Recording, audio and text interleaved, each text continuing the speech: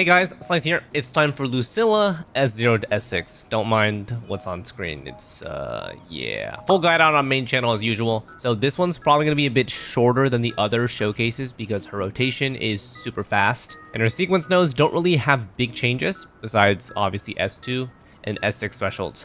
I'll still break things down. I want to show you guys, so let's get into it. All fights are recorded in a TOA on media server with the same stats as in the guide that you can see here. The boss is Lampy Lumen, definitely my least favorite. It also has Glacio RES, so the damage is 1/3 of the usual damage. But this is actually good, since you can actually see sequence node scalings a little bit better. Basically, multiply all the numbers you see on screen by 3 to get normal TOA damage numbers. So if Lucilla does 100k with something, it would be 300,000 on a no-res boss. So I will be showing a Glacio versus Echo just for S2, since that's the only one that really upgrades the buffing. Otherwise, we're going to run her Glacio Chafe comp, since those ladies are just beautiful. And honestly, I shall be the vessel of your wishes. Will you? Okay, so recall S0 damage from main channel guide, so we can jump straight into S1. Quick TLDR before we get into things. The best things about her kit, even as she gets stronger with sequence nodes, is that rotation is still extremely fast. Nothing is lost there, no rotation extension, just higher damage. So while you can use her as a main DPS from S3 onwards, her rotation is still really short, so SUBDPS is still ideal because you don't really lose anything from doing all of her damage and switching to a main DPS, so you get the best of both worlds. Okay, first up, S1. So the main thing from this is the timing window, this perfect focus thing that I'll show you. The 20% crit rate is also nice, and of course, immunity to interruption. So jumping into TOA here, so let this play out really quick. You guys are gonna be able to see what I mean by the windows a little bit better. So screw this boss, by the way. Oh my god, it's actually like bloody annoying. I hate it so much. Main reason why I hate it is because the Glacio Freeze thing is annoying, and also he has this like dash mechanic that you have to play around sometimes, or it resets my run. Okay, so that was really short. Like literally in 1 second, you needed to not blink. Let me rewind it just really quick so you can see the image. Okay, sorry, I need to repeat it again. It's actually so fast because that's effectively how short the time is. Okay, you see this ring here? It used to be at S0. It used to have like 4 quadrants, like a little bit of a segment here, you know, on each of the corners, right? With S1, the whole thing glows. So you don't need to hold anymore. You just hold it for like half a second. Once this ring shows up, let go, and she's done. See how fast it is? Like you can buffer the E, by the way, and just spam your R, because it will finish. That's it. So 29k, it's pretty normal. And then Hayuki, you know, there's something about Hayuki's design that is so beautiful. Like, even though I don't need to show you guys this, it's just like everything just matches. We tune break right after her basic 5 chain, and then we do our 2 E's. Then we go into eye slash mode, and then she heavies, and then ults. 4 wishes spoken. This vessel, Yeah, it's peak, bro. Hayuki's ult is just peak, bro. I don't know what to say. Anyways, that's what I wanted to show you for S1. If you care about it, it just... Like, here's the thing, though. Here's the thing. S1 functionally doesn't really do much if you do a short hold anyway. This just helps you. It instantly will reset it. So the only real value you get from this is 20% crit rate and also the immunity interruption. So do what you will with that. S2. This one's the buffing one. This one I'm going to show you 1 Glacio Chafe comp and 1 Echo comp. Glacio Chafe, it says damage amp. Pretty sure it's damage amp. It could be damage bonus. This might be different on live server. I'm not really sure, but it's 80%. For the most part, it should be pretty juicy for Glacio Chafe. The thing is, though, this does not affect your main DPS's damage. So Hayuki has no damage change. She's going to be doing the same ult, same heavy, same damage. Okay. Echo, on the other hand, does get a little boost to all the damage. Let me just show you guys. All right, let's let this play out. Stupid ass boss. Hate it so much. I will die on this hill, man. This boss is just annoying, bro. Okay. Lucilla's comp. Ready? After the switch, boom. Instant. Spam your R. Easy. Hold the basic. That's it. Like 4 buttons. Q. Hold E. R. Hold basic. Switch.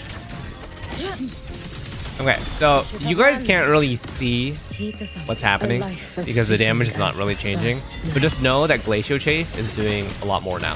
Okay, that just accept that fact. I can't prove it, but it's there. Well, I can prove it if you were to to compare the Glacio shape numbers, but yeah. Have you looked? You can also probably compare by This buff vessel HP. I Okay, so this is the thing. Hiyuki's ult did do more here, but it's because of buff off timing. So I had a little bit more of a buff than the last run. But overall, the ult stays the same. Okay, stays the same. All right, echo time. So this one's pretty juiced, I would say. It's like not bad. Sigrika is our character of choice here because she is our strongest echo damage dealer as of current for main DPS. The Frolova comp also is very, very juiced. So if you do enjoy Frolova, then you're gonna enjoy this a lot. Take shape. Okay, while I'm speaking, Lucilla's almost already done with her setup, which is kind of insane. All that I have. Boom, switch out. Greet my friends. Just keep autoing here to parry this bitch ass. Okay, there we go. Explosion means straight to the stars. So ult damage is now 310k. About a 10% upgrade from S0. Just a tiny slip. And then her enhance is 410k, which is also like 10% more. So because we're getting to the stage where we have so many bonuses, by the way, each of the damage amp or attack bonuses or damage bonus is all going to be heavily diminished. So 40% here is translating to about 10 to 15% DPS, which is fine. It's just not a 40% jump, right? So moving on, S3 time. S3 is letting it go. This is the explosion damage. You'll know exactly what it is when you see it. Okay, so while this plays, I'm just letting you guys know right away that Lucilla's hold basic actually does like 4 attacks. So it's gonna play forward. I'll show you guys what I mean in a second. And as you guys are watching this, by the way, you guys probably are like, ooh, Lucilla's comp is very nice. I'm also moving forward here. I'm not ulting. There we go. Now I'm ulting. Okay, so there are multiple attacks. We're holding basic the entire time. Okay, so ready? 1. Right? These are her photos being consumed. So that's 1 attack, 2 attack, 3 attack. This animation right here is the explosion. This is the letting it go attack. That explodes to deal 58k. So you guys call this is exactly double damage. Previously we're doing 29k, now we're doing 58k. So all right, there's really nothing much to show here because again, like I said, her rotation is super short, which is nice. Save you guys some time. So moving on, we're gonna do S4 and S5 at the same time because they both affect Oblivion, which is the attacks that happen when she consumes her forte bar, so the photos. So all the attacks leading up before the big explosion. So this one is giving her 30% attack, it stacks up. So you'll see it do a little bit more. 30% attack is what's going to be affecting the letting it go, which is right afterwards. And then also this one, the damage multiplier of all of those attacks is 50% stronger, literally 1.5 times. So yeah. Okay, so let's do a S5 showcase here. Super simple. Okay, so Xlice is gonna finish her rotation here. Come, meet your end. Structural collapse. Connection severed. Okay, super fast. You can see how fast that was, by the way. You basically see the camera UI for like literally 0.1 seconds. Okay, so now first attack. How much are we doing now? So we're doing about 21,000 now. Second one, okay, it's too fast. All right, anyways, just believe me, okay? Because like she's using all 3 of them super fast. You guys see it's increasing a little bit, right? 21k, 23k, etc. Hey, just believe me. Just believe me, man. Okay, and then also her letting it go, big attack does 64k now, and the reason why it does that is because she gained 30% attack from S4. So this is the 30% attack, giving about a 7% DPS increase. Went from 59k to 65k. Okay, finally S6. So this one, when she's in ult, each time she consumes a photo with the Oblivion attacks, she gains 1 stack of Remembrance, stack up to 3 times. So basically, this makes her letting it go explosion, which was S4 here, or sorry, S3 here. This explosion deals 600% more damage. Okay, 600%. So I will let you guys just watch it so you guys can see the explosion damage, and then we'll talk afterwards. Deal? Capiche? Okay, so the previous threshold that we were looking at is 64k on the explosion damage. It's basically where all of our damage is coming from. Deconstructed. Structural collapse. Cutting through the numbers. All right.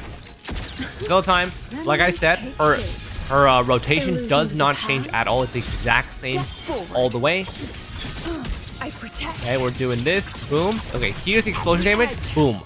192k. We went from 64k to 192k, which is strangely 3 times stronger, almost exactly. 64 to 192 is literally 3 times.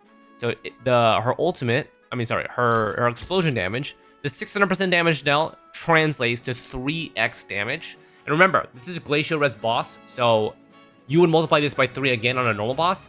So if this was not the stupid Lammy Lumen, it'd be doing just under 600,000 damage. S6, sub DPS, we'll take it, you know? We ain't gonna complain.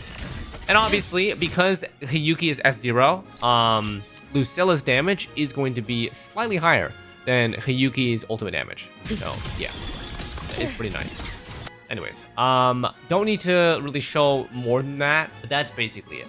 Okay, that is basically it. So overall, if you guys take a look at our sequence notes, I would say unfortunately, because like maybe people wanted her to be a main DPS, but for the most part, I think the design of her is to be this super reliant and efficient sub DPS with one of the shortest rotations in the game, the fewest button presses, almost the entire part of her kit is like effectively in slow-mo or an iframe, right? Because her little picture thingy is slow-mo, her ultimate is an iframe, and then she's like in aerial wispy land when she's doing her whole basic, and then her explosion damage is also like a stagnate, right? It's like a freeze frame. So the boss basically doesn't get to move when you play this comp, which I really enjoy. I think that's why Glacial comps are just kind of like, I'm a little biased towards them. But yeah, if you guys were looking for a little bit more from her, that's all she does. That's all she does. Her team stays the same. I would say that if you're curious about investment, just S2, right? And even S2 isn't really like a crazy increase that you guys saw. For the Echo comps, it increases their damage by about 10%. But 10% team-wide is 10% team-wide. So you can't complain about that, right?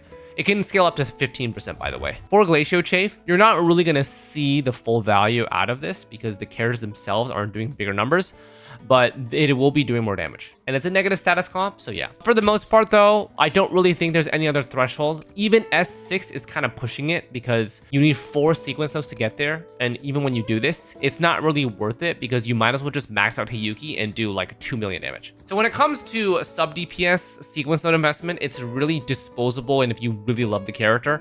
Otherwise, I would say S2 as a stopping point, and then S6 if you want to have some real fun. Let me know what you guys think about her. Thanks for watching as always. Hope you guys enjoyed these S0 to S6 showcases. I just got finished with like 2 weeks of non-stop guides for multiple games. Ideally in the future, I do want to get S0 to S6 done day 1. Like right when the character releases, I'll have both the guide on main channel and S0 to S6 on this channel, like simultaneously. But it's been a really brutal schedule. So I'll try my best in the future. But I hope you guys enjoy. Let me know in the comments what you think of her. And I'll see you guys next time. Take care.